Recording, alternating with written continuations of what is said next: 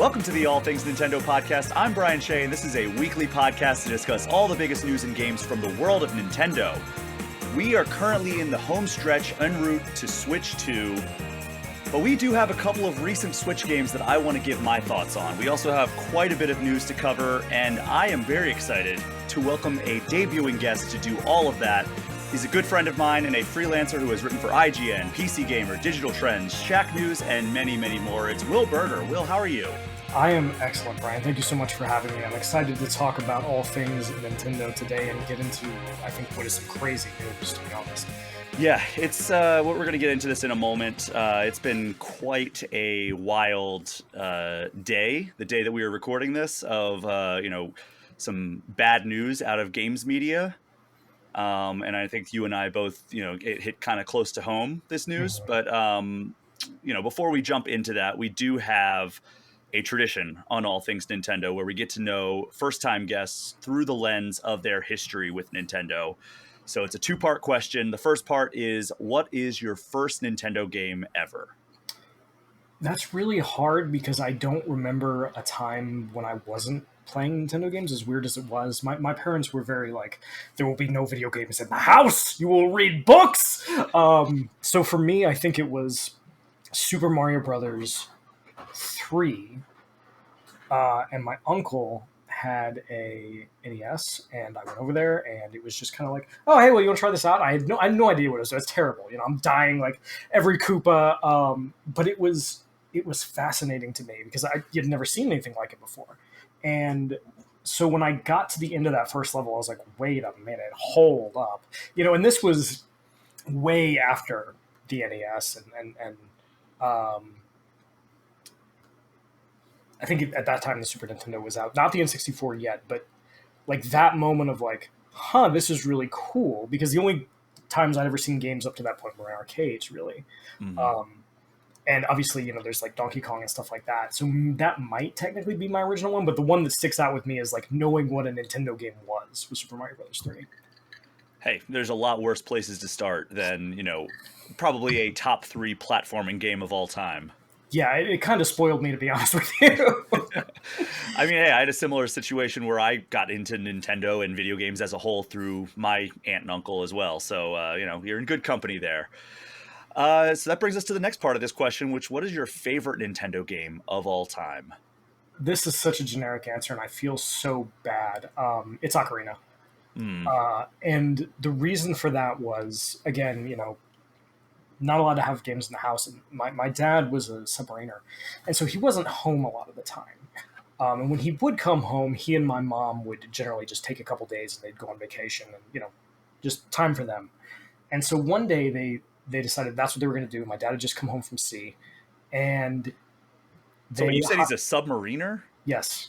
Okay, I thought I heard that incorrectly, and I was like, did my brain just like make it? Did he just tell me that his dad like just goes in submarines as his job? Like, yeah, U.S. Navy submariner. We can't just glance over that. No, it was a very interesting way to grow up, because it meant we moved a lot, and I've also gotten to do a lot of really incredible things that most people just will never get to. Like, I've been on a nuclear submarine. Wow. I have gone through the process of like filling a torpedo tube with water and firing it. I've gotten to do some very cool things as a result of that.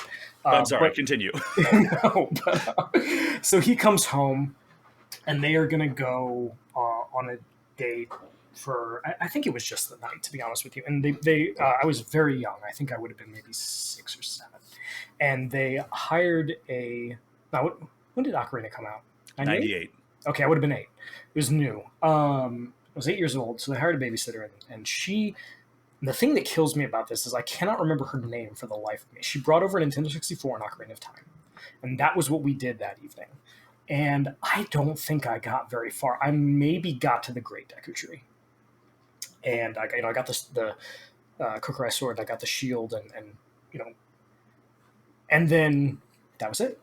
And that game blew my mind, because I didn't know you could have these, which is very small now, right? The forest is not that big, there's really not that much to do compared to a modern game, but I'd never seen anything like that. And when I finally was allowed to own a console, my first console was the N64, and one of the first things I did was go to Blockbuster, because it was right next to my house, and rent Ocarina of Time. And I played Ocarina start to finish probably, I don't know, 16, 17, 20 times, somewhere in that neighborhood. Wow.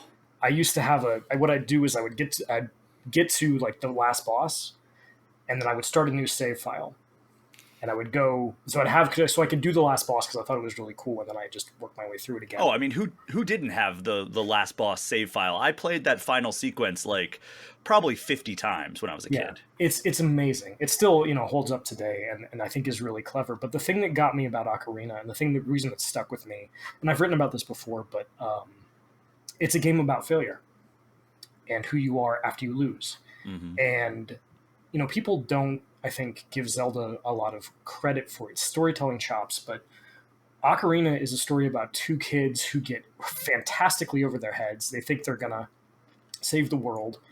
They get played, and the world basically ends, and it's your fault because you want to participate in this, kind of hero fantasy. And the game kind of throws it in your face and says, you thought you were gonna, be a hero.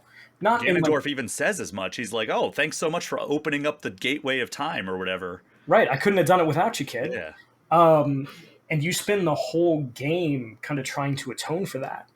And it's a really, I think, fascinating thing that doesn't maybe get talked about enough. And the Majora's Mask takes that a step farther. And Twilight Princess talks about kind of the hero of time and what the legacy of that character is. But that's the reason it stuck with me because it's a groundbreaking, genre-defining game, but also it has this story about like, where you, especially as a kid, it was the first time I'd really seen anything that was like you lost, Mm-hmm. and now you have to figure out what to do.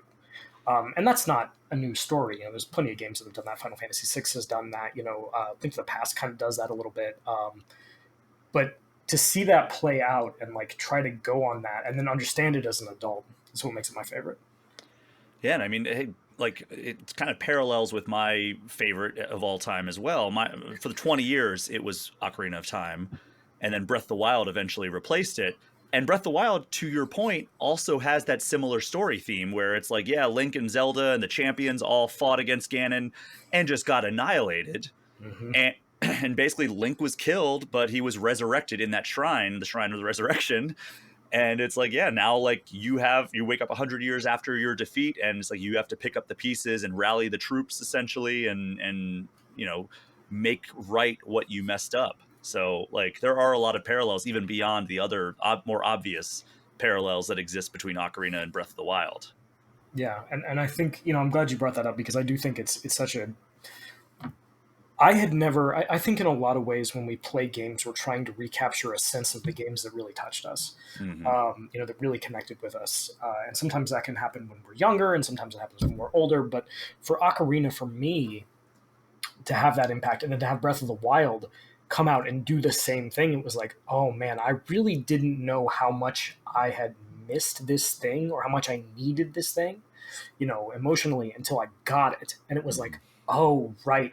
And it helped me put Ocarina in perspective as well. So it was, I agree with you, right up there for me too. But maybe I'm a little too nostalgia heavy on mine. Is Zelda your favorite franchise? Because I realized after taking a long, hard look at it and like really putting my favorite franchises down on paper, that's like, oh yeah, Zelda is absolutely my favorite franchise. Yeah, it is. And I think what has always drawn me to Zelda is that it can be anything. We have this argument, I think, especially in the games media space, about what constitutes a genre, right? Like Mm-hmm. action, adventure, and so on. And Zelda has always been one of those things that like people are like, what genre isn't? It's Zelda. It's its own thing. There is nothing else like it because it can be whatever it wants and it changes all the time. You have weird little things like Link's Awakening. You have, epics like Ocarina or Twilight Princess or Breath of the Wild. You have smaller, weirder, even weirder than Link's Awakening stuff like Minish Cap or the Oracle games. And what makes Zelda interesting is that all of it works and all of it fits. It's quite literally like we talk about like the idea of what a legend is, what a myth is. It's a story that gets passed down and retold and changed over time. Like every civilization has a creation myth, every civilization has a flood myth, right? And Zelda is like, what if we took those things and kind of built a series around that where it's an anthology that retells this same story that has different resonance through different periods of time. Absolutely. And it's funny because I watch a lot of like video essays on YouTube about franchises that I love. So like my algorithm is all just like Sonic and Mario and Zelda and Street Fighter, stuff like that. And I think it was Jacob Geller had a video essay about how every Zelda could be considered the darkest Zelda. And Mhm. I wish I knew who it was, but somebody else had a video that was like every Zelda could be the weirdest Zelda. And the more I thought about it, I'm like, okay, yeah, because like Majora's Mask is the one that immediately comes to mind for me for like the weirdest and the darkest Zelda. But then Mhm. it's like, okay, well, Ocarina, for all the reasons you explained, is like extremely dark in places. And Twilight Princess is extremely dark in places, like literally sometimes. And then Breath of the Wild and Tears of the Kingdom, they all have this element of darkness, but they also all have this element of just absolute bizarro world Mhm. where it's like I think that it's safe to say things like Link's Awakening and Majora's Mask are weirder than something like Ocarina of Time, which is plays it a little bit more straight. But then you look at something like Wind Waker and you're like, okay, that's a really dark story about like the world got flooded. But then it's like, okay, well, like Tingle's here. So like how do we reconcile that not being like a weird thing as well? And then like your boat talks to you and it's like, all right, there's a lot of weirdness here. And Princess Zelda, we don't want to get into too much spoilers, but like there's some weirdness surrounding her character in that game. So what do you think is the weirdest Zelda and what do you think is the darkest Zelda? The weirdest, man, that's hard. It might be like, it might honestly be Spirit Tracks. Yeah. Spirit Tracks is such a weird little game. It very Like, much is. even the conceit of it, right, is just so different than anything else.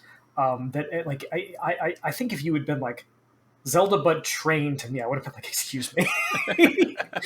um, the dark is hard because dark is, even like you said, even the I think a lot of people associate Wind Waker, especially with like whimsy, right? And the beautiful cell shading and this world that is big and open and kind of freeing, but it's post apocalyptic too, which is like a thing that we don't really talk about when we talk about Wind Waker. Um, for me, and I think I'm going to say Majora's Mask, but I'm going to say it not for the reasons that I think people talk about it. Um, Majora's Mask, when people talk about it, they talk about. Your I'm cat sorry, that's getting my faithful eunuch. That's my cat Jake. Hi Jake. That is like the reason I think Majora's Mask is dark is not because it talks about death, which it does. It talks about death a lot. It talks about grieving and the end of the world and impossible odds and having to repeat these things over and over and over again. But to me, the thing that makes Majora's Mask dark is it shows how much the loss of friends hurts and what hmm that can drive us to. The Skull Kid and Link, in a lot of ways, are mirror images of each other. Link spends Majora's Mask searching for Navi, and he never finds her. hmm And the Skull Kid has been abandoned by his friends, which causes him to get the mask and causes him to do the things that he's doing. And all of the story of Majora's Mask comes out of this deeply personal pain that is loss of friendships and what that does to people. And I think in the same way that it's dark is also like profoundly healing by the end. That little carving of the fairies and the Skull Kid and Link, kind of like finding something together that is maybe forgiveness and healing. So I think it's Majora's Mask, but I think it's specifically for that reason. Yeah, the story of Skull Kid is the most obvious part of it.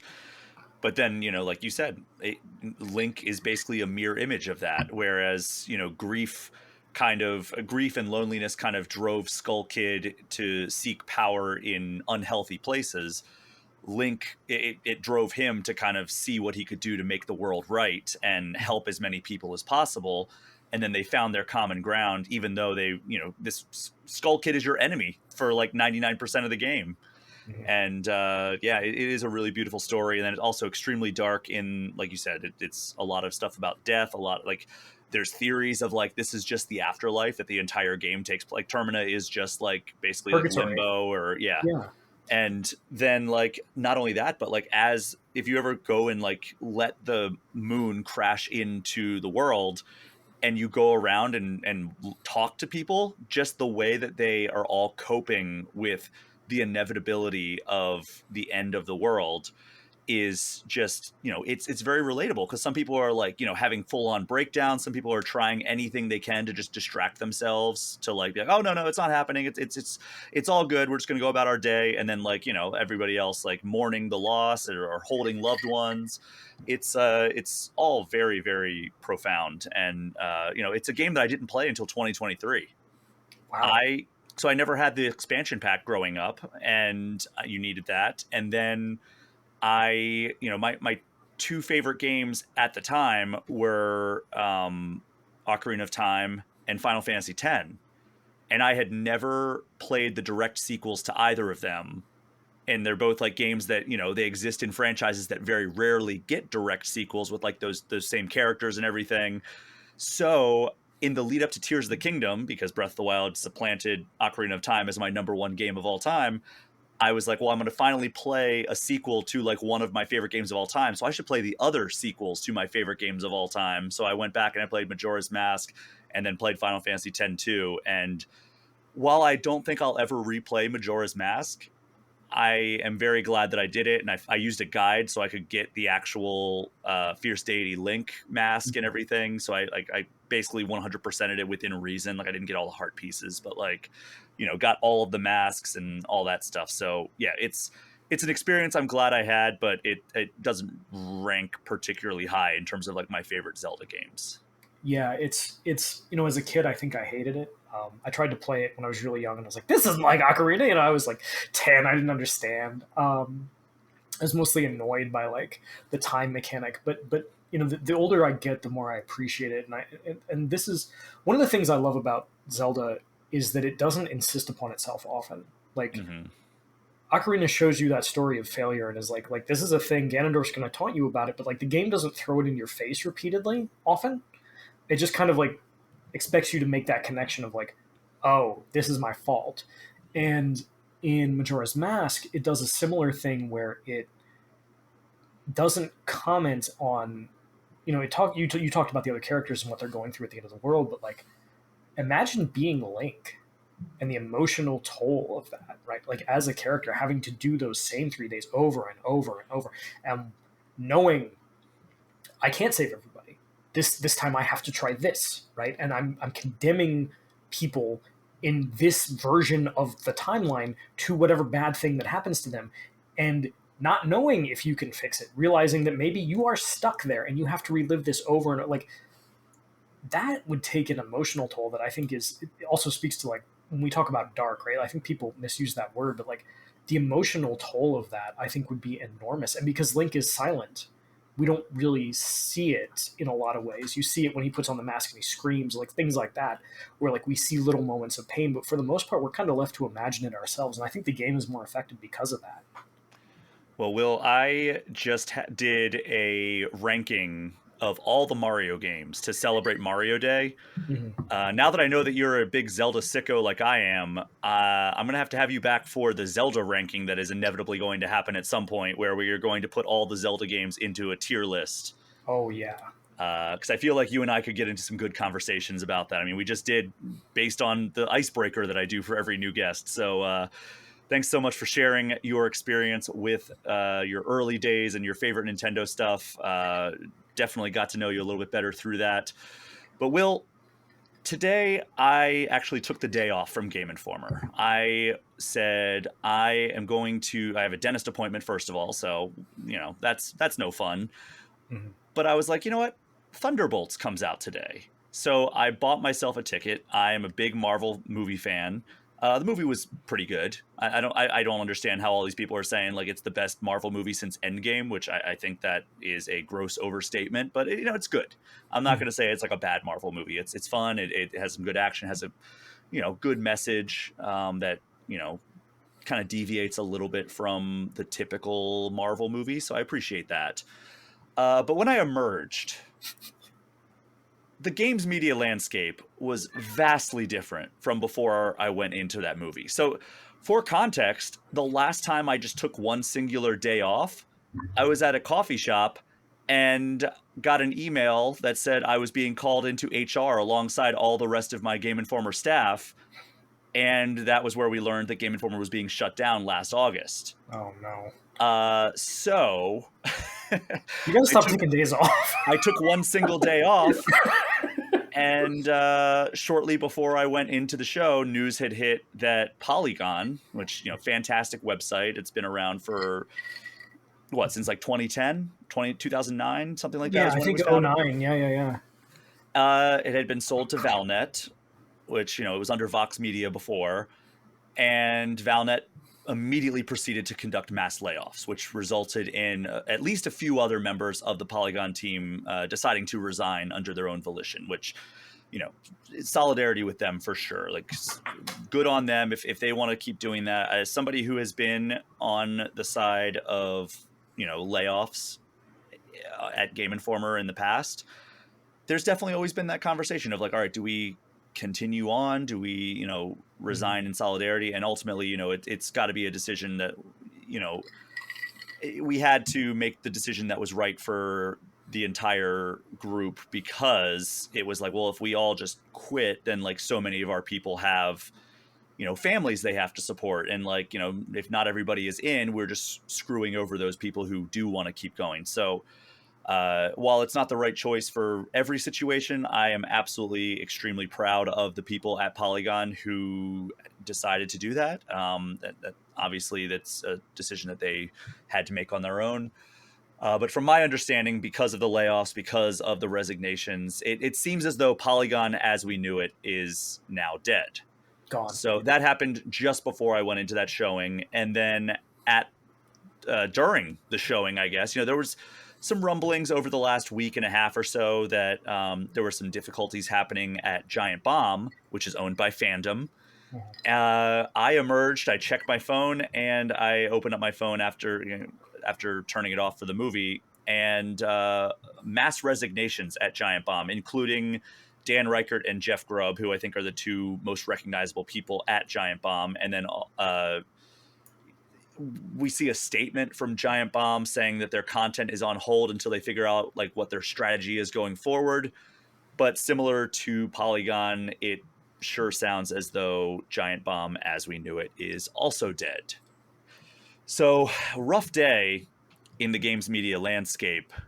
But really, like, this just feels like a continuation of this long pattern that we've had where games media outlets have a ton of legacy, a ton of cachet, a big audience, a loyal audience, and they are completely mishandled and screwed over by an incompetent, apathetic, or just absolutely terrible parent company. And every time one of these happens, like I make the point kind of again and again. So apologies to any listeners who have heard this before, but these companies, they want to get into the media space. And if they do, they need to get into it with the right motivations. Like, of course, you want it to be profitable. Like that, like nobody's going to buy a business and be like, well, this may never be profitable. That's okay with me. It's like, I get it. If you're a company buying a brand, you want it to be profitable. But any company that wants to get into media space, particularly games media space lately, they desperately need to understand that sometimes you need to understand the intrinsic value of games media and what it means to own a prestige brand with a dedicated following. But not just the brand, because you can own Polygon, you can own Giant Bomb, but the people are what make it like that brand special. Like, honestly, who cares about Polygon if it's not for the people who made Polygon what it is? And then you look over at like Giant Bomb, and I can't imagine a more personality-driven games media outlet than Giant Bomb, outside of, I guess, maybe Kind of Funny at this point. Yeah. But like, if you own Polygon or you own Giant Bomb and you're this company, whether you're Fandom or Valnet or whatever company, and you lose the people behind those brands, either through treating them like garbage and they resign, or by just outright laying them off, you just have an expensive bag of nothingness. Like that's what you end up with. Like, yeah, okay, we own Polygon, but yeah, not any of like the reason that Polygon is good. And like I want to get to this point, and I'm not trying to do this in any kind of self-serving way, though. I mean, I understand like me being the messenger here. There's really no way that I can be the one to convey this without it coming across as self-serving. But we flat out live in the golden age of free content and free entertainment. Yeah. And I've complained a ton of times that like, there are a million streaming services that you're expected to have now, and they're all raising their prices and everything. And like, yeah, I get it. Like there is a lot of entertainment that you have to pay for. I just paid $20+ to go see a movie in a theater, but I was happy to do so because it was something that I was excited for.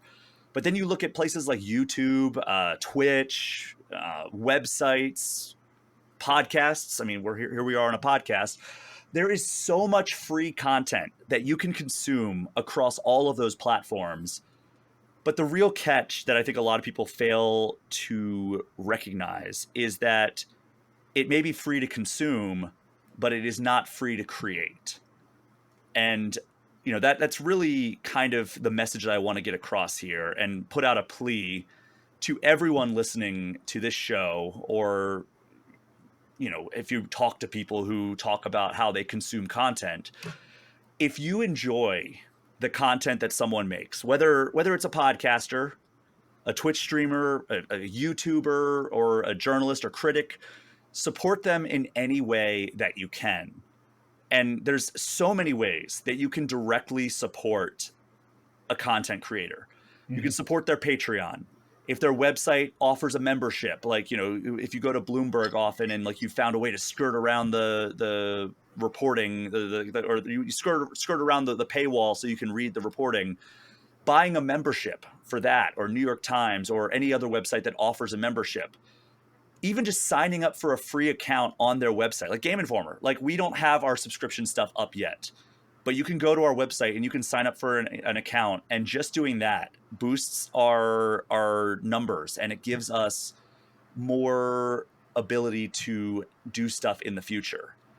And like even something as simple as disabling ad block when you go to your favorite sites can do a lot. And it's funny because I actually posted like a similar sentiment to that on my Blue Sky account today, and people were very, very supportive and like agreeable. But someone actually slid into my mention saying, oh, well, actually you should keep using ad block because websites that use ads are exploiting their workforce.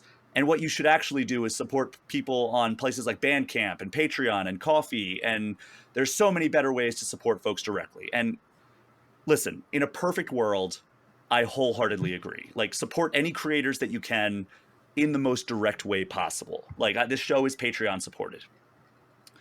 But in the real world in which we live, I can tell you that without any ad revenue, or until a better model is discovered, if you go to a website and block ads and don't do any of the aforementioned things, like buy a membership or sign up for a free account or anything like that, you're not doing anything to support them. And when a website is owned by a parent company and starts flatlining in terms of income, that's when those parent companies start doing what we saw at Polygon today, or what we've seen at other outlets in the past. They start cutting things. They start looking for ways to save money to make it seem like it is a more viable business. So yes, ad block, internet ad models are outdated. They're irrelevant, and they often underpay in ways that are not completely supportive of the creators themselves. But until somebody finds a better model, it's the best we've got, aside from, those other situations like Patreon supported stuff and everything. So yeah, it's so disheartening and so frustrating. And yes, we have rightly talked about how so many game publishers, game developers have mismanaged their workforce, laying people off left and right over the past 2 or 3 years, because they have. Like we just got 300 layoffs at EA this week. We're not going to really touch on that much this episode. But we also need to be aware that it's happening in games media space, and it's happening at not as great of numbers, but a much bigger percentage of games media is unemployed than it is in game development. And game development is freaking high in terms of like unemployment percentage. But if you look at games media, the numbers. I actually saw Dan Reichert earlier today put out something saying like, like when he got into this, doing this full time, like what was it, like 13 years ago, I think he said it was nearly impossible to get a job in games media full time. And I was right there with him. I got my first full time job just over 10 years ago in games media. And you look at it now, and I can't imagine how anybody could get a full time job doing this. And it's so frustrating because it's not just like, oh, well, all the old guard is holding their spots. It's like, no, a lot of the old guard is gone too. Me and all of my coworkers were axed like 9 months ago, and it's just a miracle that we were brought back under an incredible parent company that wanted to support us and wanted to bring back this team that we worked together for so many years. That's an outlier. That's the exception that proves the rule. And if I was trying to apply to like a games media thing right now, I don't think I could get a job. Before Game Informer was about to be resurrected, I was just under the assumption I was never going to do that again. I just was like, well, I guess my time in games media is over, because it's almost impossible to get a spot in the workforce. And it's frustrating and it's sad, because I grew up reading things like Game Pro and EGM and Nintendo Power and ultimately Game Informer before I worked there. And what is the common thread that exists between all of those? They were shut down, and under different circumstances. And thankfully, I'm extremely grateful that Game Informer was brought back and is in a very good spot right now. But it's really disheartening. Will, I know I just ranted and rambled for a very long time, but how did this news hit you? So for me, I've been doing this for about 12 years professionally. I've never had a full-time gig ever. Everything has been freelance, and I've been more or less okay with that. But there are things that you come to view as institutions, right? In the space. Game Informer is obviously one of them. IGN is one of them. GameSpot, but also like Giant Bomb changed the way that this business works. You can't do a podcast or listen to a podcast about games from either people who are content creators or traditional journalists or what have you without seeing the influence of what Giant Bomb did, right? Mm-hmm. And even like you take it to like stuff that Kind of Funny, like all that stuff in a lot of ways goes back to like Giant Bomb being like, we're going to blow this up and do this a completely different way. And Polygon was such an incredible space for reporting and features work and in-depth stuff that is, if you've never worked in games media, Brian, I don't have to tell you this, that is incredibly hard to sell. Just to get people to buy into the fact that this is a thing that needs to be done. We need to, document these things and do this reporting and interview these people and preserve the knowledge that we have and make sure people know what's happening. And so for both of those to essentially get axed on the same day is not only like a massive loss for everything that they've done up until this point, because again, there's no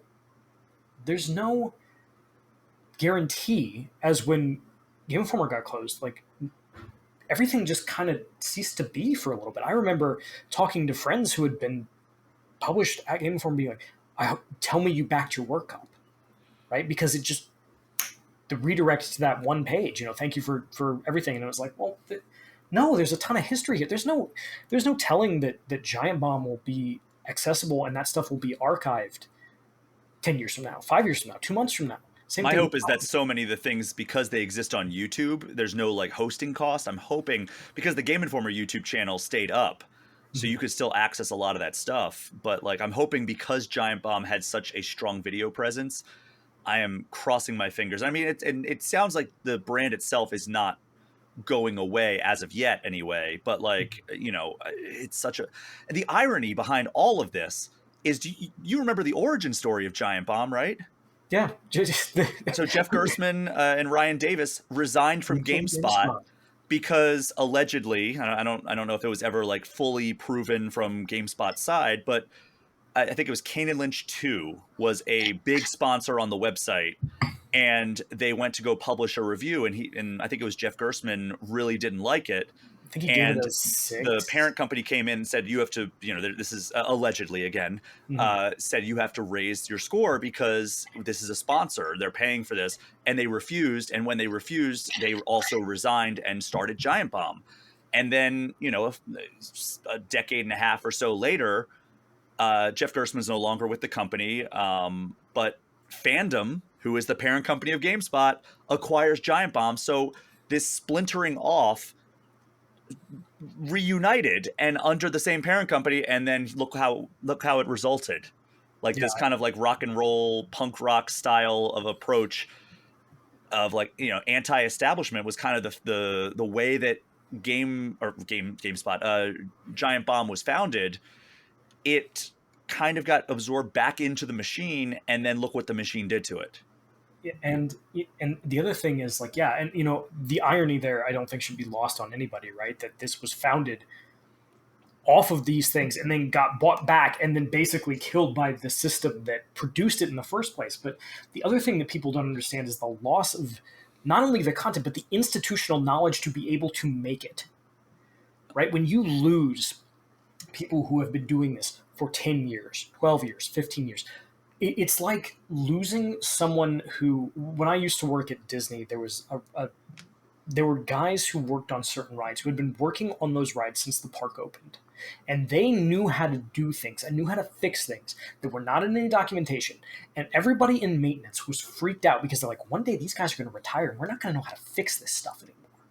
Right? And it's the same thing with games coverage. Once you lose those people, the relationships that they have, the know how that they have to do this stuff, you can't get it back. Even if you replace those people with younger people who are willing to work for less, which God knows is happening, right? It's going to happen at Valnet with Polygon, but the institutional knowledge is not replaceable. And like you said, it's not like it's the old guard holding those jobs. They're moving on to other things. We're losing not only the ability to make the stuff is in the current way with the current people that we have, but the ability for people who are coming in to replace them to know how to do it and gain that institutional knowledge. And it's like, I don't know, man, it feels like somebody's setting fire to a library almost. Mm-hmm. Yeah, and I think that like I did the math at some point in 2019 after Game Informer had like 40% of its staff laid off. And I think that like I found, because Game Informer had so many people who were there for like a decade plus, and then we lost 40% of our staff. And even though much of them were like the more junior members of the staff that were laid off, it was still something like we lost like over 100 years of combined experience that one day. And it was just absurd that was like we lost that much institutional knowledge. And thankfully there were some silver linings to that, because places like MinMax emerged out of that, and they're doing fantastic work, and so many of them are sticking together through that and able to still express their love for this hobby and still cover it in fun and interesting ways. But it's still like, some of those people just never worked in games media again. Some of them just, moved on to other careers. And it's like, man, you were here for like 17 years. You were at Game Informer alone for 17 years. And before that, you also had a career. So it's like, we lost that. And that's like a net negative for everybody in the industry, because, the readers benefit from having better coverage. The outlet also benefits from having better coverage, and then the developers and publishers also have, it's a symbiotic relationship that exists between games media and game publishers, in the sense that like they want good coverage and we want to give them good coverage. So there's a sense of collaboration that always exists in that way.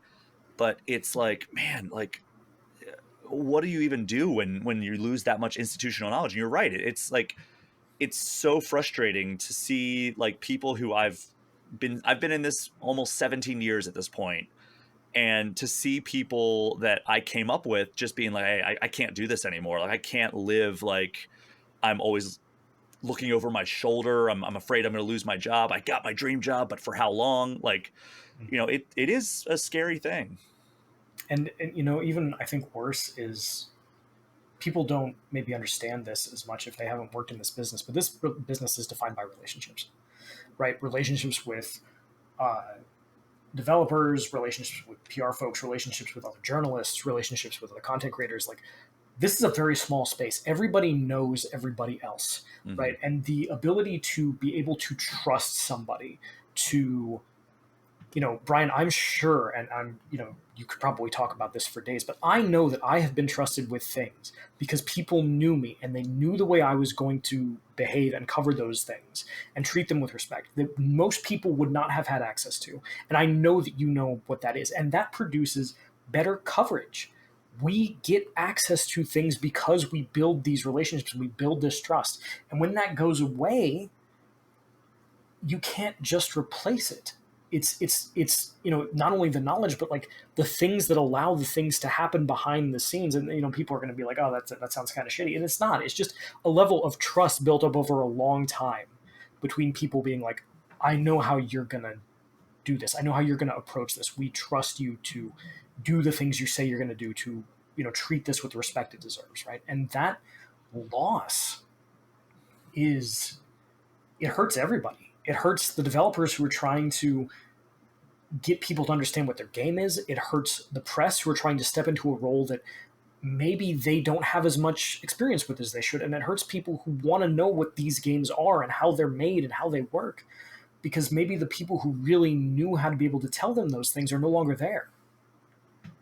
Yeah, it really is a blow to the entire industry when places like Giant Bomb or Polygon, or in this absurd case, both of them basically go under on the same day. It is, I mean, and again, the brands still exist, but it's like, in what form we won't know for a little while now. And it seems like it's, again, as we know it, they are no longer in existence. But Will, this is, not to transition too much of like a knee jerk thing here, but like somewhat serendipitous that you were on the show, because I asked you to come on before any of this happened, Mm-hmm. and before you made this announcement. Amidst all of this turmoil, you and a group of two other guys who I also have had great interactions with, you announced that you're starting an independent games media outlet. Tell me about Skybox. So it's kind of ironic. And Skybox came out of layoffs from about a year ago, maybe a little bit more, where a bunch of people got let go from gamers' websites. And we were like, man, what the institutional knowledge here again, the stuff we just talked about, that's enormous. What do we do? And I think it was me and Brian and Lucas all coming to the realization that Brian Barnett and Lucas White. yes, that you're right. I should use their last names. I don't. We were just Brian's been on this show. Yeah, Brian's great. But I pitched it to Brian. It's silly. We had that, that bit from Ghostbusters where they get fired from the university and they're like, what if we went into business for ourselves? It was that moment of like, okay, this thing, we all see how what the writing on the wall is. This is in a large part not sustainable. And there will always be places that are there. Hopefully Game Informer will be there for a really long time under y'all's new ownership. IGN is going to be there for a long time. But what we decided to do was like, man, it frustrated us because we were not always able to cover the stuff that we wanted to, because sometimes people are convinced that there's no market for it. And we weren't always able to write in the way about those things that we wanted to. And we said, wait a minute, hold up. We have, between the three of us, like 30 years of almost institutional knowledge doing this. Like, we could just do it. And so it became kind of, what do we want it to be? And we sat around for a really long time trying to figure that out. And there are tons of places that are doing this work that have sprung up in the time since we first started talking about what Skybox would be. There's obviously Aftermath. There's smaller places. There's a ton of podcasts. I couldn't even list all of them. And for us, it was kind of like, Skybox for us was aspirational. That's why we chose that as the name. As silly maybe and corny as that is, the idea that this could be something that does everything that we want it to, right? I think it came up about, we were trying to figure out, like, we didn't want like something that had game in the name, but we wanted it to be games related. And we were thinking about, like, I think we were talking about Halo. And it was like, remember like the first time you step onto the ring and you see the ring and the skyline, you're like, wow, what if we could do that? What is that? Right? And we were like, what if we could do that? What if we could find a place for people to write the stuff that they want to. Now, because they feel obligated to, Skybox is not going to be a place that covers news. It's largely. We'll do it occasionally, and when it's, it's a big deal, but by and large, we're going to be a place for long form stuff. We're going to be a place for smaller games that would not get coverage. We're going to be a place for, let me tell you about this cool arcade that I went to, right? Let me tell you about what the experience is of being on the show floor at PAX for 3 or 4 days straight. The stuff about, let me tell you about the oral history of this fighting game. Stuff that needs to be, I think, preserved or available. And so for us, it just became a matter of how do we do it? Because, we never started the website before. We spent most of today trying to get the thing to work. Once we had everything up, we realized like, oh no, these links aren't working and this isn't doing that. And Skybox for us was a thing where I think Brian summed it up really, really well. As long as there is good work to be done and good people to do it, it will have a home. That's what we wanted to make. Love that. And as somebody who has launched a few websites, I can tell you that, making it all work, underrated task in terms of like how tough that can be sometimes. But yeah, I'm definitely going to be rooting for you guys. I'll be checking out your work. For people listening to this, we just talked about supporting the outlets and the content creators. What's the best way to support Skybox? Right now, it's just to spread the word. Skyboxcritics.com is the website. We have several things up there. We have 2 podcasts, several pieces. I'm particularly proud of our Stalker piece, which is from an anonymous writer who asked not to be credited for it, but I think it's really brilliant. We have a piece about Balatro that I think is really good. Just go there, read, tell us what you like, tell us what you want to see. We'll be launching a Patreon in the next few days to see if there's any interest in supporting us so we can bring people, because the most important thing for us is to do this, but also to do it ethically, to make sure that we can pay people, that we can afford to support them, because as much as I'm happy putting in my time to make sure that this works, we should not be asking people to work for free, right? And this industry has a big problem with, you're passionate, you'll do it, we don't have to pay you that much. No, this is a skill set. This is something that needs to be respected and preserved. And so if you can, keep an eye out on my social, it's Edgar Allan Bro on Blue Sky, also Brian Barnett, which is Ribnax, and Lucas White, which is who don't know Lucas. We'll be launching Patreon in a couple days. Go check out the site. Tell us what you'd love to see. That's the most you could do for us right now. And once that Patreon is up, you'll also be able to go to the All Things Nintendo Patreon and go to my outlets and creators that I recommend, and you will see it there as well. To a kind of similar end, that rant that I was talking about with like supporting your creators and the people that you enjoy consuming their content, I promise that was not meant to be self-serving, but I also promise that this part definitely is self-serving. This show is brought to you by the fine folks on the All Things Nintendo Patreon. Without their support, both monetarily and from a morale perspective on weeks like this show would flat out not continue. If you want to join the team, you can come in at as low as $3 a month. That will get you access to the community Discord. Folks are on that Discord chopping it up about last week's top 10 or top 25 Switch games episode, all the latest Switch 2 news, as well as some of the news that we are going to be getting into here pretty shortly. There are also $5 and $10 tiers that get you perks like early and ad-free episodes and shout-outs at the end of every podcast. And if you are so inclined, you can also find merchandise on tpublic.com. Will, normally we would jump right into the news, but we went a little bit long there, so we're going to do a little bit of an unconventional break structure on this episode of All Things Nintendo. So we're going to take our first break of this episode right now, and when we get back, we will be diving into all the news out of this week. We'll be right back.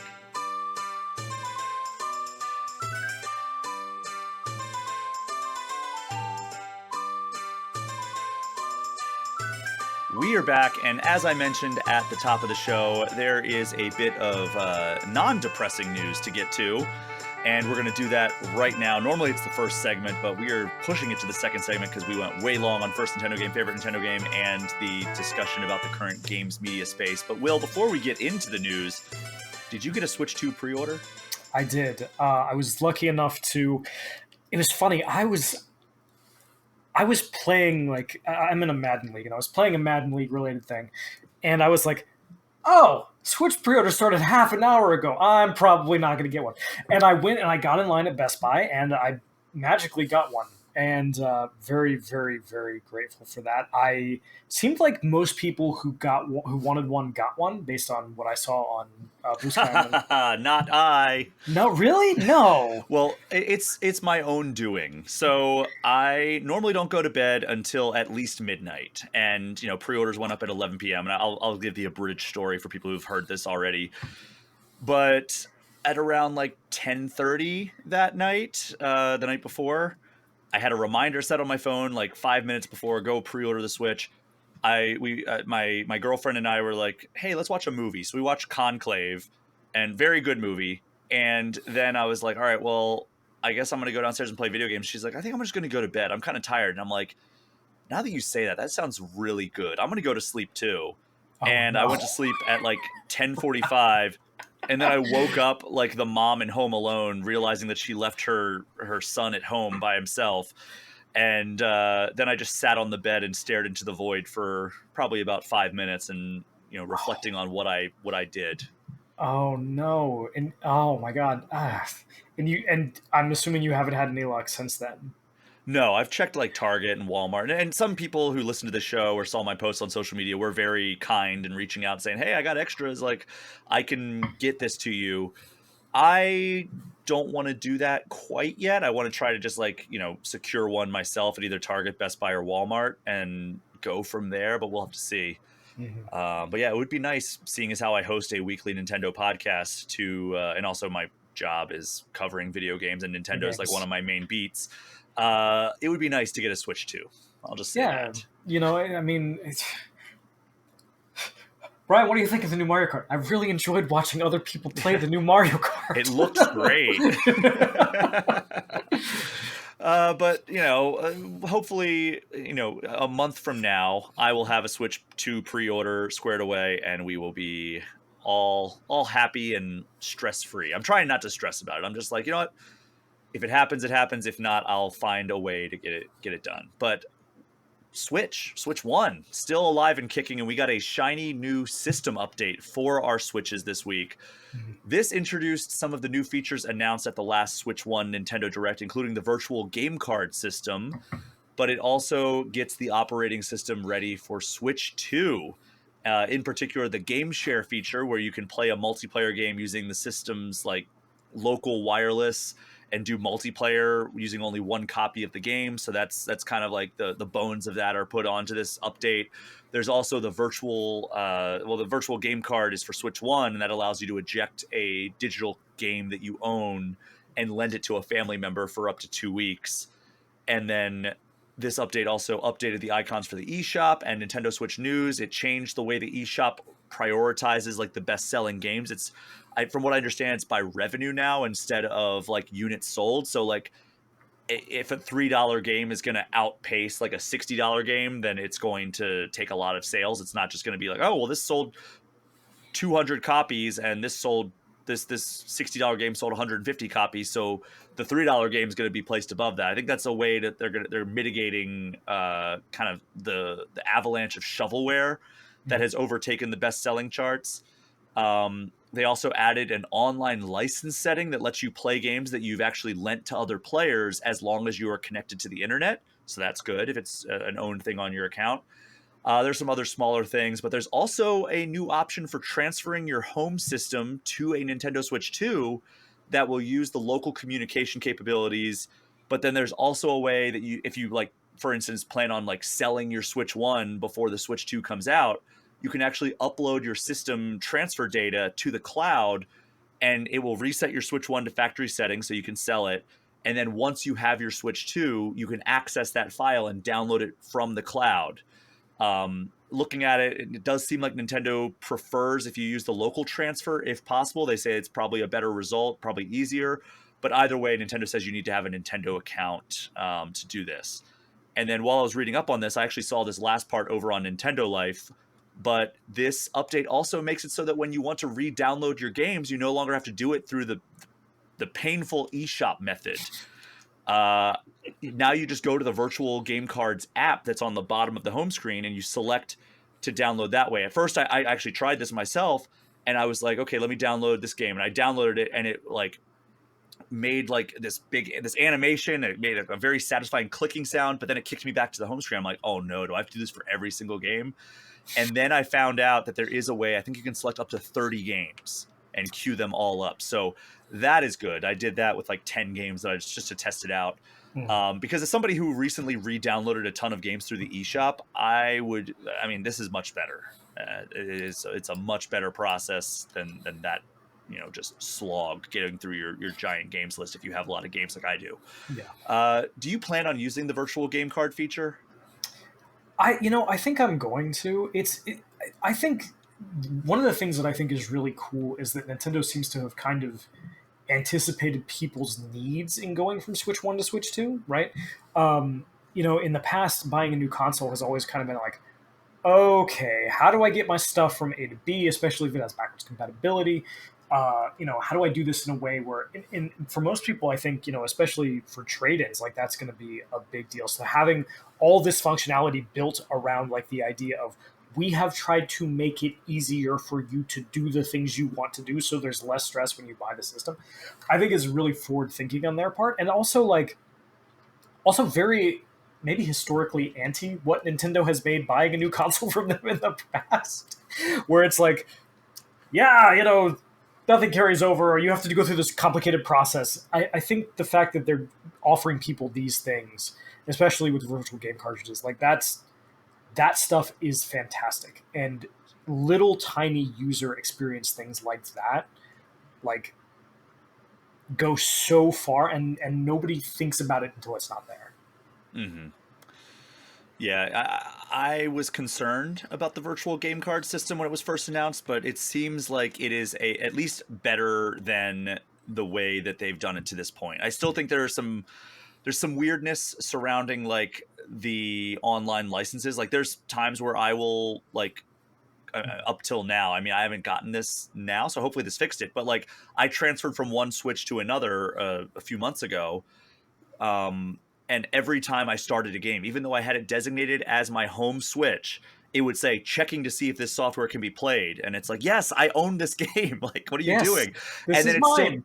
it still does that every time after a while of not playing like any of the Nintendo Switch Online stuff. It's like, oh, I want to play a Super Nintendo game.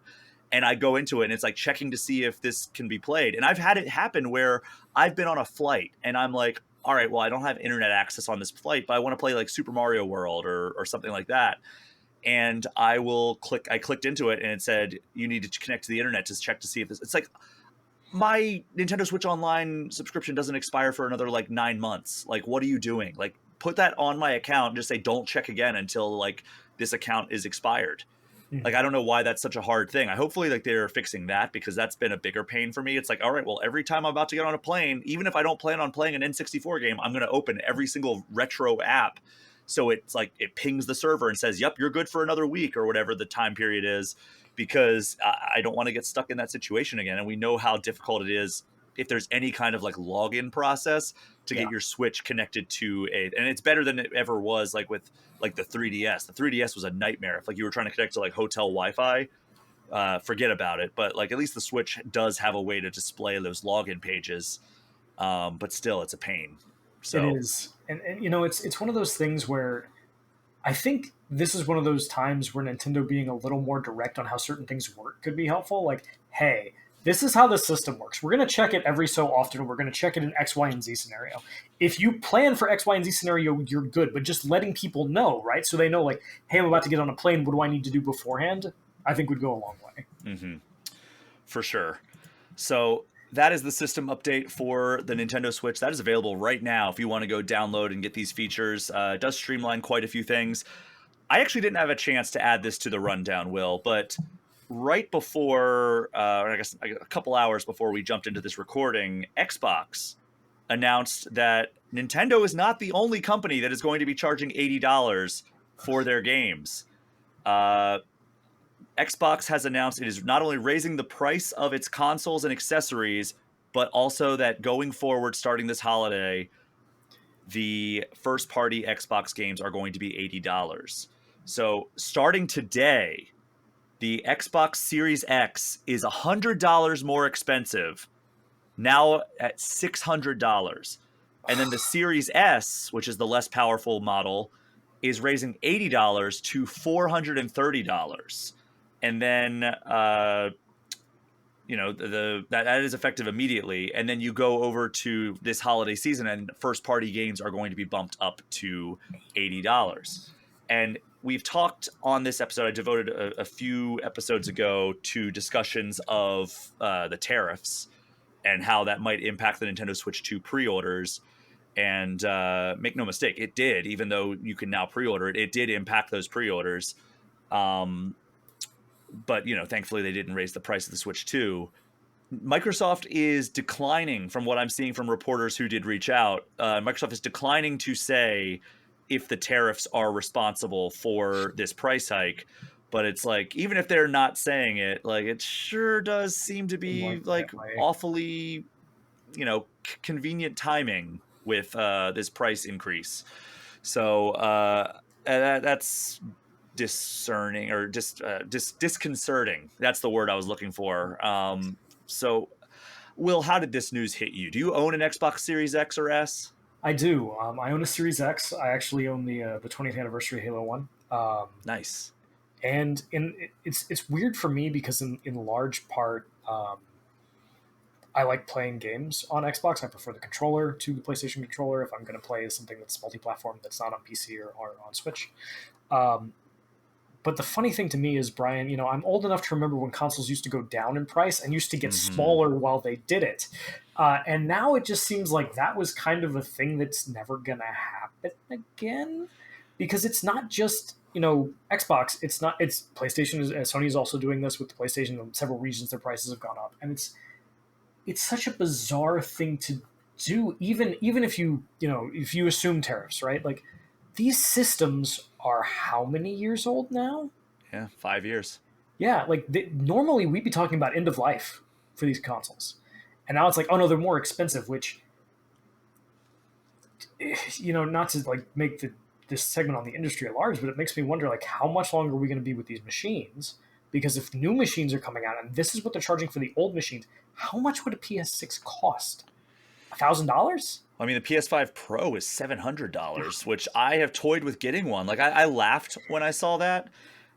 Then the more I thought about it, the more I was like, oh, I would really love to have one of those. And every time I get like close to buying one, I'm like, I can't do this. Like, this is a lot of money. I simply can't justify it, even though I would be using it for my job, and also my number one hobby. Like, I just can't justify a $700 console. But then you look at the cumulative price of what it would cost to get the Switch 2 and a few accessories, and it's right up there. And it's like, I already own all the accessories I need for the PlayStation, so is it really that different? I guess the difference is I already own a PS5 and I can play all the games. There's no exclusive games to the PS5 Pro. There are absolutely exclusive games to the Switch 2. Yeah. But the Xbox did go down in price for a little bit. Like, I think that I got an Xbox. I had an Xbox Series S at launch, and I was like, oh, I'm good with that. And then I kept looking over the fence and being like, oh man, I bet this game would look so much better on a Series X. So Christmas 2023, I think, is when I bit the bullet and I got myself a Christmas present. And I think I paid like $350. They did knock a little bit off the price at one point. It was for like 6 months. They had like a discount, and I used like a combination of like Amazon gift cards and like just a small amount of actual money to get it. And now it's almost double that price, because those prices are, I think, effective immediately. The Xbox price, like the system itself, the first party games aren't raising until later this year, from what I understand. Mm-hmm. So yeah, just really frustrating when like everything is getting more expensive. We've all seen that at like the grocery stores. We've all seen that with various other things. We saw the Switch 2 accessories are more expensive, and they can't really commit to not raising the price in the future of the Switch 2 itself. But it's even more frustrating when the vast majority of people are not getting paid more. So it's like, all right, well, eventually, like, there's all these reports, and this is not meant to be shade to this person at all, but like, there's all these reports of like, oh, there's so many unsold tickets to the current Beyonce tour. Mhm. And like, Beyonce is one of the most famous musicians on the planet. But like you look at tickets and they're like $600, and it's like, oh my God, like with the way the economy is, like how could you possibly justify that? And like I've justified expensive tickets in the past. Like, oh well, I've never seen these people before. I really want, they're a bucket list group for me to see. Like I paid a lot of money to see Guns N' Roses when they were doing their big reunion stuff, and it's like I paid a lot to go see Metallica last year, and it's like, okay, these are like bucket list things, and like I'm sure that's the case, but like it's just further highlighting how expensive everything is and how so many people are struggling to keep up with just like the day-to-day stuff, let alone luxury things that gaming eventually will fall into that category regardless of how big of a gamer you are. When these things become more expensive, eventually you're going to hit your limit, unless like you have a very good job, and that's awesome if you do. Like that's, everybody should be paid more than what they were paid 5 years ago, because that's just the reality of existing in the world today. Is just, it is substantially more expensive to do anything, whether it's going out to eat or just streaming Netflix costs substantially more than it did 5 years ago. Absolutely. And the thing that makes me, I guess, a little bit worried about the health of not only the industry but the economy is you know we're in a position where a lot of AAA games, especially, are not selling what they need to be selling to make their money back. And if you start raising the price to $80, $90, Grand Theft Auto will be fine. But everybody else, like if you're already having trouble, recouping your budget, when you start pricing people out and you force them to make choices of, okay, well, now I have to pick one, right? Because God knows when those prices are going to go down, if they ever will. Something feels to me like it has to give at some point, and we won't like whatever it is when it does. Mm-hmm. And yeah, as we covered last segment, like the industry is already in such a difficult place, all sides of the industry really. So it is concerning that like everything is getting more expensive, and salaries are largely not keeping up with that. I mean, No. and rent. I mean, I just moved and I was paying a certain number that I remembered, and then I looked up what the house was relisted as, and it was $450 more per month than what I was paying when I moved out 2 months ago, or moved out Jeez. 1 month ago. Sorry. Yikes. Yeah, So it's like rent is also skyrocketing. It's just it's untenable. There's no way this ends well. Is I guess what I'm saying. Not to be, I said we were going to not be as depressing this segment. So let's move on. What's your favorite movie or TV show based on a video game from the last 5 years? oh, that's hard. Actually, actually, it's not that hard. It's probably Castlevania. Oh wow, okay, the anime that was on Netflix. Yeah, and the reason for that is I think, I mean, obviously, there's been game adaptations have gotten so much better in the last 5 years that it's kind of outrageous. But for me, what's cool about Castlevania specifically is Castlevania as a franchise has a lot of lore, but it doesn't have a lot of story. And so to watch them kind of like, all right, cool, we're going to fill in gaps. We're going to make this work. We're going to make it a coherent storytelling experience where if you are familiar with it, you're like, oh, I know what that is, right? But for everybody else who's maybe never played Castlevania before, like my wife, as that got her into Castlevania. She did not know anything about it, but like to watch her be like, "Oh, this is really cool." So like I think having that experience with her and just being like, "Oh, they did a really neat job." For me, it's probably Castlevania. That's a good one. I only watched the first season, and I know it went on for several other seasons, but I really enjoyed what I watched. I just, for whatever reason, I didn't continue watching it. Turns out there's an endless amount of entertainment out there, and it's hard to keep up with all of it. But the reason I asked that is, oddly enough, we have a Sydney Sweeney 2-pack of news here. First of all, according to a report from Deadline, she has signed on to produce a film that will be directed by Michael Bay based on Sega's Outrun series. And the project will be overseen by Sega president and COO Shuji Utsumi and senior executive officer Toru Nakahara, who also happened to be a producer on Sonic 1, 2, 3, and The Knuckles Show. There are no story details as of yet, and Sydney Sweeney, again, is only signed on to produce that one so far. But then we also learned that she is lined up to star in a movie based on Split Fiction, which is the latest game from Hazelight, the studio behind It Takes Two. And that report came from Variety, and the movie is reportedly set to be directed by John M. Chu, who was the director of Wicked. And I never thought I would ask this on this particular podcast, Will, but with the acknowledgement that we don't have too many details, which of these Sydney Sweeney video game adaptations are you more likely to be excited for? As weird as it is to say, probably Outrun. I think so too. I'm more curious about that one because how do you adapt that? I mean, I guess like it's just going to be one like a giant car chase movie. Fury Road, but in a Ferrari could work for me. I'm not going to lie to you. Right? Like, you could do that for 2 hours. I think that would be grand. Michael Bay could make it a spectacle. Yeah, sure. You know, the Ferrari drives by a palm tree, the palm tree explodes. Why not? That's what I associate with that. What I've Done by Linkin Park plays. Yeah, you've got a recipe for success there. I don't know. Like, I think that Outrun could be fun. Like, Michael Bay, for all the problems I have with several of his movies, he does usually find some fun in his films. That said, Split Fiction, I haven't played that game, but Hazelight has really fun stories. And if they can capture that, I think that it could be a really interesting thing. And like, there's a really cool concept behind that game of like a fantasy writer and a sci-fi writer kind of being trapped in like their creations and having to like play through them. That there's some fun to be found in there, I think. And like, they could do some really cool stuff with that. So we'll have to see how that all comes together. But I don't think we have any release dates or windows or anything for any of these. But yeah, just wanted to throw out that those two things are on the horizon. So I guess we'll be covering those going forward. Something to look forward to. I mean, you know, if you told me 5 years ago they're going to make an Outrun film, if you told me 15 years ago we're going to make an Outrun film, why? Now it's like, sure, why not? Go for it. Speaking of video game movies, this is just a quick tangent. Have you seen the Minecraft movie? I have not, but I have not been able to like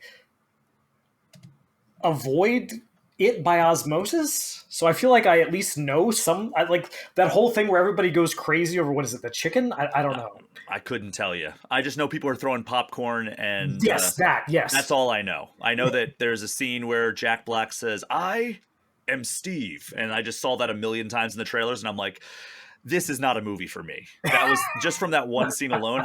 Maybe it's perfectly fine. Like maybe I've seen some people say it's actually very good and it is shattering all kinds of records and everything. So good on it. I was just hoping you had seen it because I have not talked about it at all on this podcast. So, all right, well, we'll move on. Last year, I spent a ton of time playing Teenage Mutant Ninja Turtles Splintered Fate.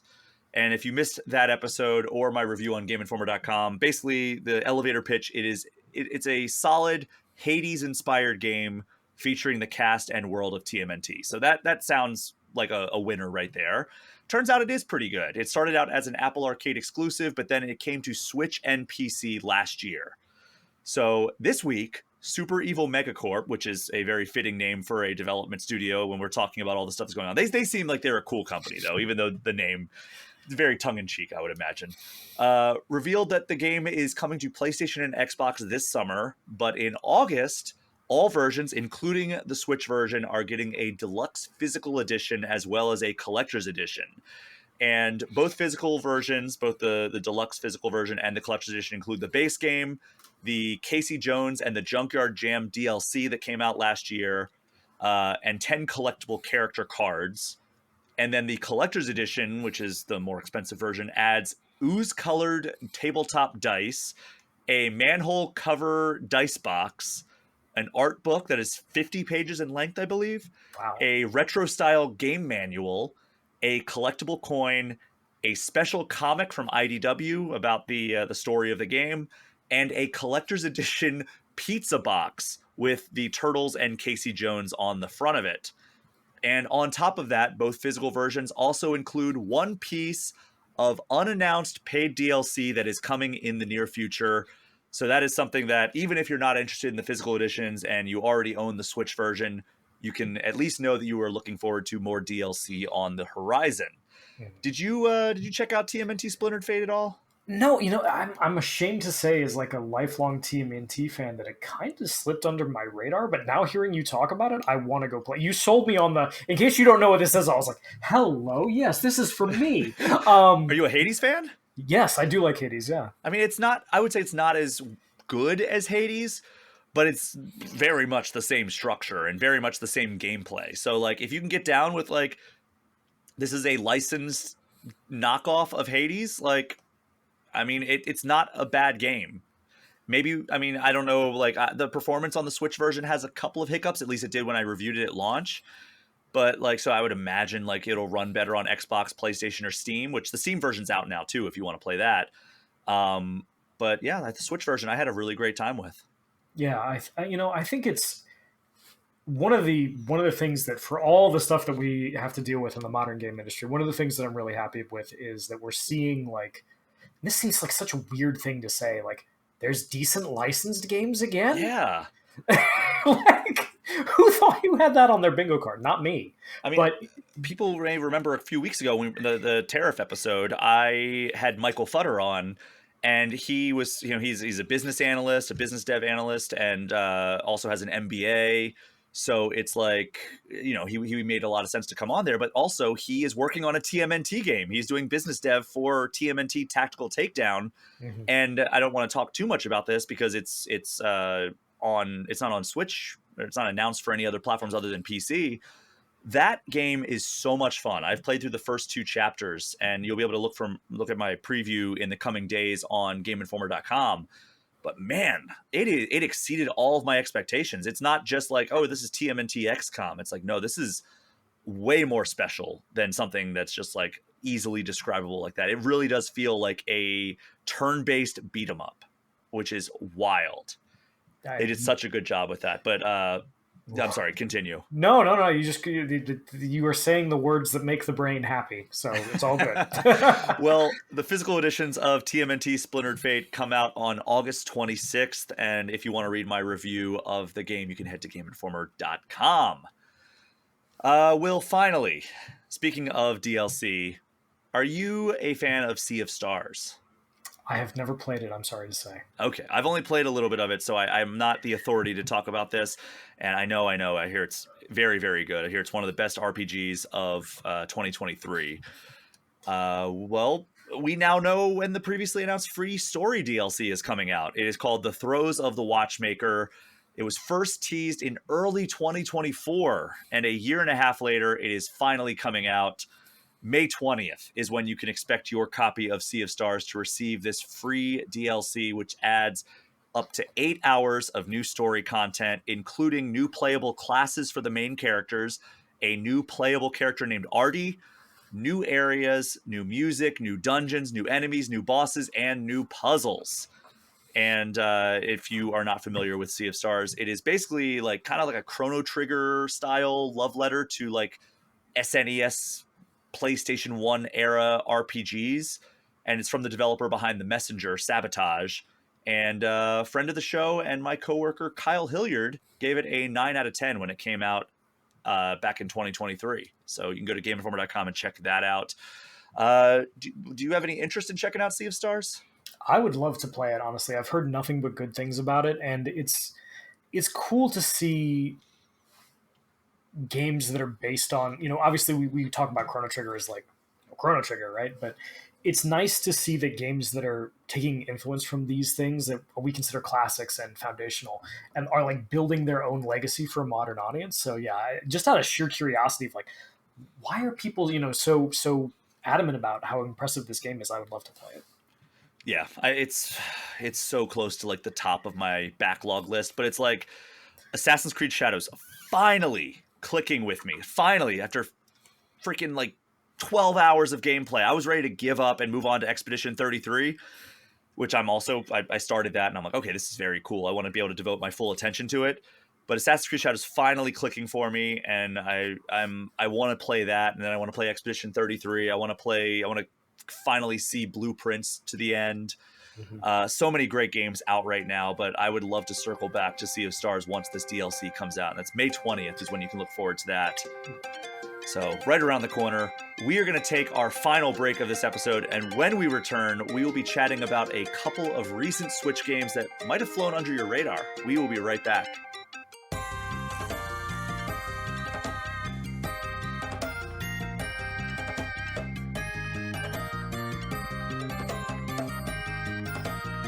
We are back for the last time this episode, and to close out this show, I want to chat a bit about a couple of games that have recently come to Switch with some level of exclusivity, and we haven't really talked about either of them. One of them actually came out this week, so it's not like we've delayed that, but the other one came out kind of with extraordinarily bad timing, because while this episode or this podcast was digging in on the Switch 2 reveal and the fallout from all the stuff after that, a few weeks ago, Caracal Games released a title called Star Overdrive.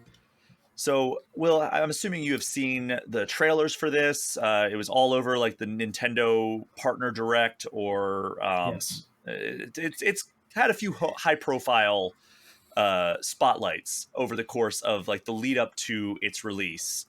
Basically, what it is it's like a vast open world, and you're on this like desolate planet, crash land, and basically it's an open world that you're exploring. It's kind of desolate, similar to Breath of the Wild.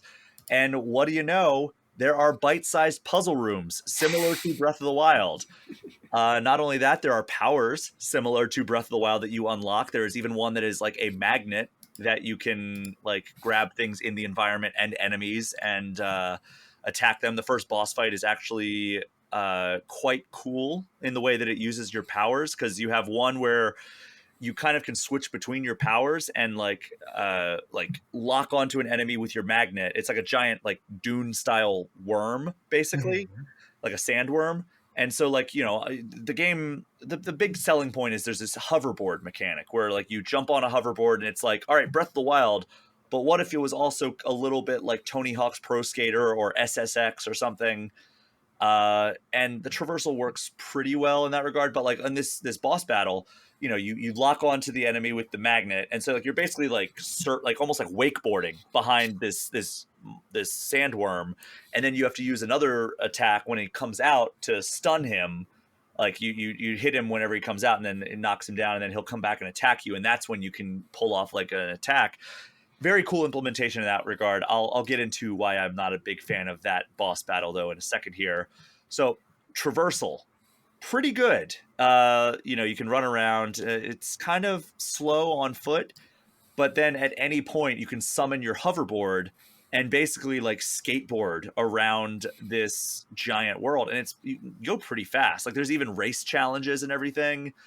And then he has a keytar of all things, and you can use that for combat, and that's where you take like cassette tapes, I think they are, and jam them into your keytar, and that gives you the special powers.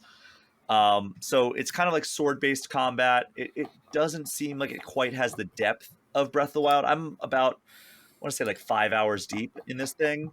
The exploration is not, I mean, I talked last segment about how like TMNT Splintered Fate is almost like a not quite as good knockoff of Hades, but with a license. This is kind of like a not nearly as good knockoff of Breath of the Wild, but without any license. Oh That no. said, like Breath of the Wild is quite a high bar. This, I mean, I'm not going to review it, but like, you know, if I were to give it like a score, like Breath of the Wild is like a 10, right? This would probably be somewhere in the 7s. So like a thoroughly average, adequate experience, but it misses out on a lot of the stuff that makes Breath of the Wild special.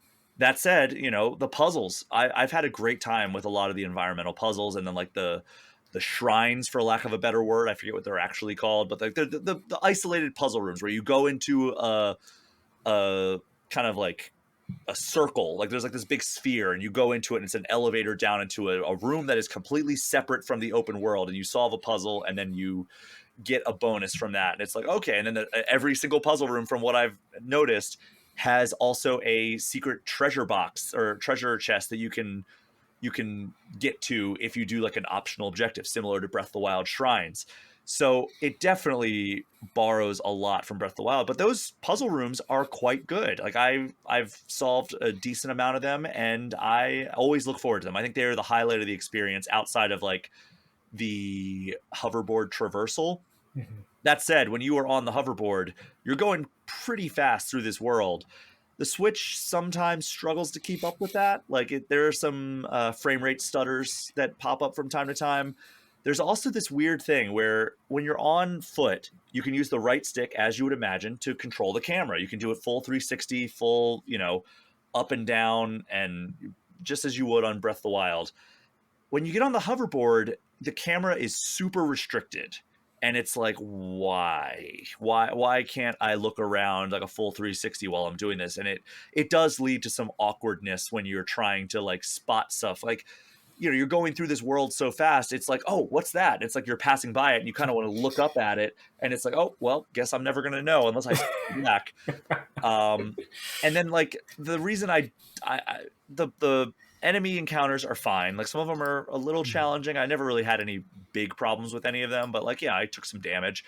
The boss fight was, I think it's the first boss fight of the game. So like, it's not meant to be challenging, and it's not, but man, did it take me a long time to complete. And I was like, at first I was like, oh, this is a really cool like concept, like holding on to the back of the boss using the magnetic thing and then using the projectile thing to hit it when it emerges from the sand. I'm like, that's a really cool concept. And then it proceeded to go on for like, I think like 15 minutes. And I was like, I am so over this. And maybe there's a faster way to do it. Like maybe I completely missed the point, but I was kind of over it by the time I completed it. But there's like racing challenges throughout the world. There's a lot of discoverables throughout. I think that it does a lot of the stuff that Breath of the Wild does, but just not nearly as good as how Breath of the Wild does them. And I think I'll probably keep playing it. I'm not like itching to, and like I said last segment, like I have a ton of games that I need to play that like I'm enjoying a lot more.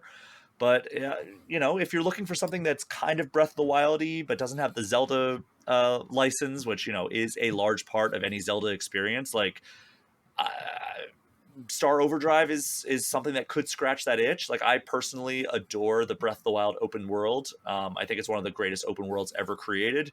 So it does pale in comparison in almost every way to Breath of the Wild. But again, that's an extremely high bar. But just by the nature of creating something that does veer so closely to Breath of the Wild, it's impossible to avoid those comparisons. So, I mean, they kind of set themselves up for that. So I don't think it's unfair to draw that comparison. But it's like anytime a Souls-like comes out, it's always going to be compared against the likes of Dark Souls and Bloodborne and now Elden Ring. So it's like, yeah, like that's kind of what comes with the territory when you make a game with like all of these elements. But that said, I am enjoying it overall. It's available now on Switch, or if you prefer to play it on PC, like if you have a beefy enough rig that like you're not going to be dealing with frame rate drops. I think it comes out in June on Steam, and I'm assuming eventually it'll come out everywhere else down the road. But any interest in Star Overdrive? Yeah, I was when you were talking about it, I went back and I rewatched one of the trailers, and I think for me, one of the things that's kind of been lost in weird ways, especially in big games with big worlds, is like the joy of traversing those worlds, right? And letting you do something crazy. Like, here's a hoverboard. Go nuts with this, right? I think we've gotten a little precious about like how we're going to let people traverse certain things for worry of like what it might break. But to me, when you're talking about the puzzles, when you're talking about the traversal, like to me, I think that would be where the joy of the game was. So I'm interested just because, like, A, love me some Zelda shrines. B, like, I cannot think of a single video game. That's probably not true. I could probably think of one. But I can think of very few video games that would not be improved with a hoverboard. You know what? Papers, please. You put a hoverboard in that, it's a better video game. I mean, Breath of the Wild through the DLC gave you a motorcycle. Better video game, right? Like, immediately. But it is cool that it also has kind of like that Mario Kart, the Star Overdrive hoverboard. It has that kind of Mario Kart mechanic where if you jump right when you get off like the lip of like the sand dune, you'll do a trick, and then when you land, it boosts you. Oh, So see, That's Yeah. very satisfying. I will give them that. Again, the traversal and the puzzle rooms are the highlights. Some of the world exploration, some of the encounters, not so much, but I'll give them full props on the puzzle rooms and the way the traversal feels, because it does carry itself very well, and it makes me look forward to like zipping around the world and finding those puzzle rooms, because those are the highlights of the experience so far. But that is out now on Switch. It came out, I think, April 10th on Switch, so Yes. right in the thick of us talking about all of the stuff involving Switch 2. So that's why we did not get to it yet. Also, I was traveling for the Switch 2 reveal, so I did not get a chance to play it ahead of time. But yeah, maybe I'll continue playing it. But there's another game that has come out this very week, and it's the second game that I want to talk about. It's gotten some really great reviews, so I was like very excited to dive into this. It is called Shotgun Cop Man, and I played through a bit of it earlier today, and basically it is like Super Meat Boy style of like 2D platformer, but every action you do is by firing your gun. And it's as absurd as it sounds, and the developers understand that it is as absurd as it sounds, because the entire premise, at least of what I've played so far, is you are venturing into hell to arrest Satan, and that is what your character is doing. So yeah, you're running, like you can run, and then you use the right stick to aim, and if you aim down and you pull the right trigger, you shoot a pistol, so it's just a little tiny boost. If you aim and you shoot with the left trigger, it is the shotgun, and that gives you a much higher jump, or you can also shoot enemies with that. So it has that very Super Meat Boy style like difficulty curve, I found, where like I played through like the first world and a half, and you have to, all right, well, here comes these bullets coming my way, and Mhm. I can't jump too high, because if I do, I'll hit the spikes that are above me. So I have to remember to use the pistol for that. And then if I jump too low, I'm gonna like run into the bullets. So it's like it's kind of balancing of like, all right, which jump do I need to use? I need to aim down to do this. And then if you're up in the air, you can pull the right trigger repeatedly to shoot your pistol. And while you're shooting your pistol, you will hover in midair. So like you also have to avoid the incoming enemy projectiles while killing the enemies, and you get bonuses if you take out all the enemies in the level. And the levels are pretty fast, and you get to the end and you just move on to the next level immediately, or you can restart it to try to go back and get the optional objectives. Like you can take, I think, 2 hits before you die, at least so far. I don't know if you can upgrade that at all, but like, and you can even recover your heart if you like get hit. You can jump back and get a heart and recover it. That's not so much of an option like if you land in spikes, because then you're gonna have to get out of there real quick and you'd have to jump back into the spikes to get your heart. But there are checkpoints in there, so it's not like, oh man, I blew it, so now I have to go back all the way to the start. But it definitely scratches that Super Meat Boy itch. At first I didn't love the gun traversal. It just didn't feel as smooth as just pressing A to jump. Like Mhm. there's that element of like, oh, this feels a little clunky. But after playing through like 6 or 7 or even 8 levels, it started clicking, and it started feeling okay. So left trigger is a higher jump, right trigger is a shorter jump, but I also have to be aiming down in order to do that. So like I have to aim down and then aim at the enemy while I'm still in midair and fire. There's a lot of I've talked about rewiring your brain for games like Tears of the Kingdom when it came out, and you're like, okay, well, how the heck do I get up there? And then you're like, oh, after like searching for like 5 minutes, you're like, oh, duh, like I can just ascend and I'm immediately up there. I don't have to worry about like finding a puzzle to like climb up this wall. It's like, no, I can just ascend and I'm immediately at the top of this thing. And it took me forever to remember to do that. Same thing with like fuse. It's like, oh my god, these weapons suck. And it's like, oh wait, I can just like drop these monster parts and fuse my sword to it, and it's instantly better. It's kind of like that, where I have to rewire my brain. It's like, how the heck do I get up there? Oh, I can just do like a double shotgun jump and then shoot this enemy and then do another shotgun jump to get up to that ledge. And it hasn't quite clicked with me yet, but it is starting to feel good, and Mhm. it scratches that itch. So I don't know if you're a Super Meat Boy fan or if you plan on checking this game out, but it's getting really great reviews. I think I saw it has like an 87 on Metacritic, something like Yeah. that. It's doing very well, and I love Super Meat Boy, and I love games that do platforming in really unique and strange ways. And I think one of the cool things about it is just like listening to you talk about it, and going back and watching some gameplay before the show is like the sense of momentum, the sense of like, okay, Hmm. what is the right tool for the job in this scenario, right?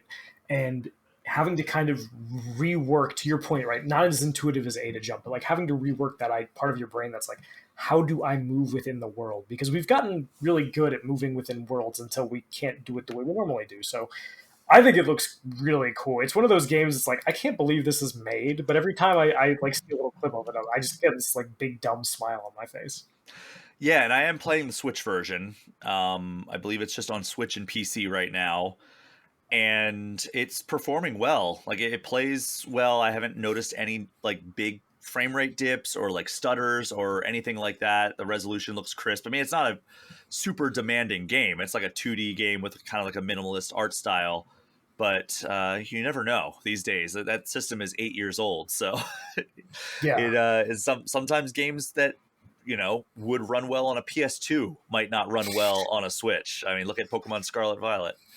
But yeah, I mean, I'm enjoying it. I probably will continue playing this one all the way through to the end. I from what I understand, it's not the longest game, hmm but it is available now on Switch if you would like to check that out. So that brings us, Will, to the final segment of the show. It is the eShop Gem of the Week. It is a chance for you to come on here and give some shine to a game that either flew under the radar or might not otherwise get the attention it deserves on this podcast. What is your eShop Gem of the Week?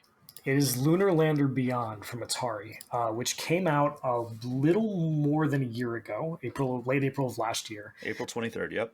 And the beauty of this is, if you are listening to this and you're like, man, I don't know if I want to play this on my Switch, it's on everything. But it does have a physical edition on Switch from Atari, sold through their website. It's actually quite nice.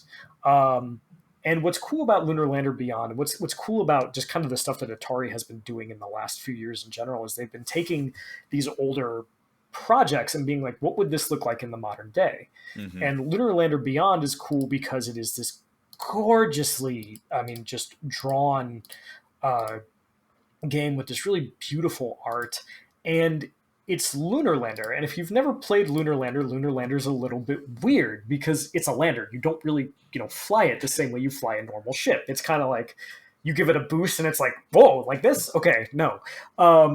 And it goes to some really interesting places. It's got some fun things to say about you. You start off as like a captain for this corporate, kind of monolith, and your AI partner is like, listen, we're just going to skip all the necessary stuff from the company because my sources have shown that if you listen to this, you're 82% more likely to quit. So it's very like tongue in cheek about like who you're working for and what's expected of you, but it's also this really, really satisfying moment to moment game where you're trying to maneuver this very unwieldy thing and not, slam into stuff or run out of fuel.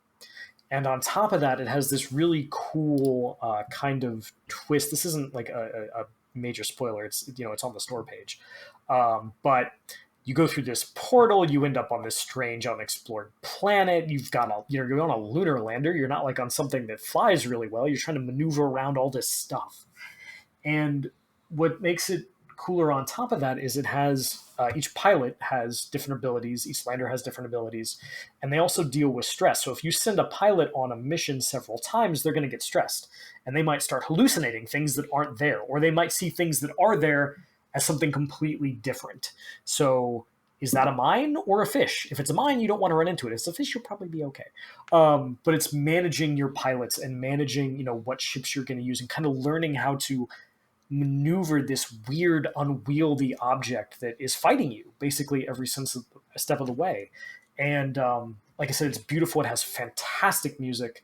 It's level based, so it's kind of a perfect Switch game where you can play it in chunks. And it's really, really cool. And when it came out, it did not get as much notice as I think it deserved. So Mm. it's definitely a game where if you're looking for something where there's really nothing else like it, I would highly recommend it. I think it's doing something really cool, and the art alone is just look it up and look at the art for this. It's gorgeous. Yeah, it's from the studio that did Chris Tales, which is another absolutely beautiful game. That was a turn-based RPG. But yeah, the studio knows how to make a game look good, is what I'll say. This is a game that I want to check out and do, like, actually play it. I have it on my Switch, and I just have not had a chance to fire it up because there is, again, so many games. Mm-hmm. But it is $30 on the eShop, available now. It came out in April of last year. And before we wrap up, just a brief programming note. I will be traveling next week to see a game that is, in fact, coming to Switch and Switch 2. So I will be talking all about that on a future episode. But since I will be away most of next week, I am pre-recording the episode. I'll be doing a Q&A show. So if you have any questions or rants you want me and a guest to react to, leave them in the comments on either Spotify or YouTube, or head to the Patreon page. I have a post up there as well. Or you can just email me, brian@allthingsnintendo.com. It's going to be a quick turnaround. I'm going to be recording it this weekend, so it's not exactly a lot of notice if you were listening to this episode and want to get a question in. But if you do get it in, it comes in after. I will put it in the bank for a future Q&A episode. But Will, thank you so much for joining this week's All Things Nintendo. Thank you so much for having me, Brian. It's been a pleasure. And thank you so much to everyone for listening. As you know, my Patreon and the associated Discord server are the best ways to get any questions or comments in, but you can also get in touch with me, brian@allthingsnintendo.com, or hit me up on Blue Sky or Instagram @BrianPichet. That is also my YouTube handle, and if you would subscribe to that channel, it would help me out a lot. I'm trying to get to 1,000 subscribers so I can open up new options. We are getting very, very close. Will, where can people find you online? You can find me on Blue Sky at Edgar Allan Bro. Obviously, you'll see me around on skyboxcritics.com and wherever you get your fine video game news, whether that's IGN, Shag News, Digital Trends, or wherever. I'm a little bit every place. Blue Sky is the best bet. That is our show for this week. Thank you all again so much for listening. Take care. We'll see you next time.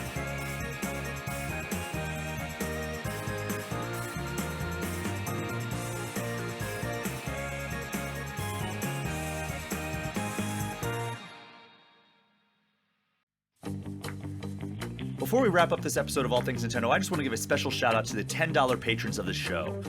Alex Stadnick, Andy Junkins, Ben Richland, Chaps My Ass, Derek Sigmund, Dusty Beeman, Ian T. Clark, Jackal, Jason Thompson, Jawar Hello, Jill Grote, Johnny Five, Jordan Sloat, Jose Villalobos, Joshua DeProy, Cody Gibson, Creeper207, Mad Genie Confused Koala, Paul @DrunkOnMako, Pratable, Rob McCann, Bobby Mac 265, Robert Sosa, Roberto Nieves, Roger Reichart, Russell Sayer, Smithy Poo, and Zek 3 Sword Sama. Thank you so much again for continuing to support this show. I could not do it without you.